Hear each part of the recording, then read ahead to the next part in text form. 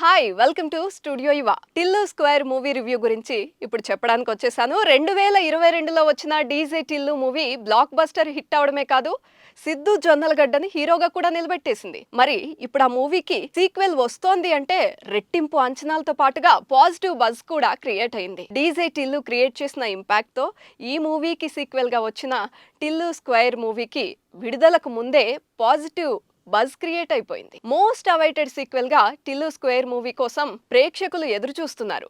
Tillu square cinema ఇప్పుడు ప్రేక్షకుల ముందుకు వచ్చేసింది. అయితే ఈ సినిమా ఎలా ఉంది? ప్రేక్షకుల్ని మెప్పించిందా? అసలు ఈ సినిమా హిట్టా ఫట్టా? ఇలాంటి విషయాలన్నీ ఇప్పుడు ఈ రివ్యూలో చెప్పేబోతున్నా అన్నమాట. టిల్లు స్క్వేర్ సినిమా స్టోరీకి వచ్చేద్దాం. టిల్లుకు పెళ్లి చేయడానికి చిన్నమ్మ పెళ్లి కూతురు ఫోటో పట్టుకుని ఇంటికి వస్తుంది. ఇక అమ్మాయి గురించి వెటకారంగా మాట్లాడుతూనే తనకి పెళ్లి వద్దని చెప్పిన టిల్లు తన లవ్ స్టోరీ గురించి చెప్తూ కథ మొదలెట్టేస్తాడు. పబ్లో లిల్లీని కలవడం, సేమ్ రాధిక లాగానే కారులో ముద్దు. ఇక దీంతో టిల్లుకి కష్టాలు మొదలవుతాయి. అయితే లిల్లీ ప్రాబ్లమ్ ను సాల్వ్ చేయడానికి మాఫియాతో టిల్లు యుద్ధం చేస్తాడు. ఆ తర్వాత ఏమైంది? రాధిక లాగానే లిల్లీ కూడా టిల్లును మోసం చేస్తుందా?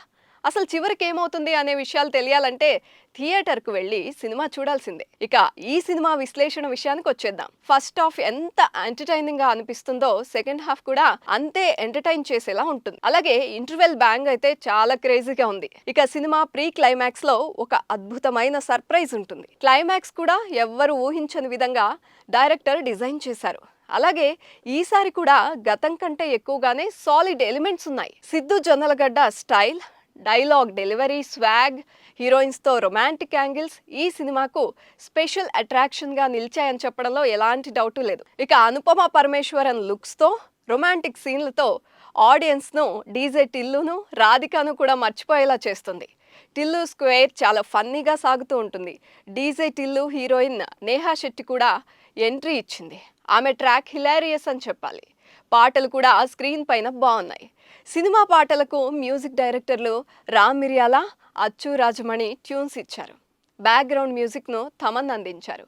సాయి ప్రకాష్ సినిమాటోగ్రఫీ బాగుంది. నవీన్ నూలి ఎడిటింగ్ అద్భుతం అని చెప్పాలి.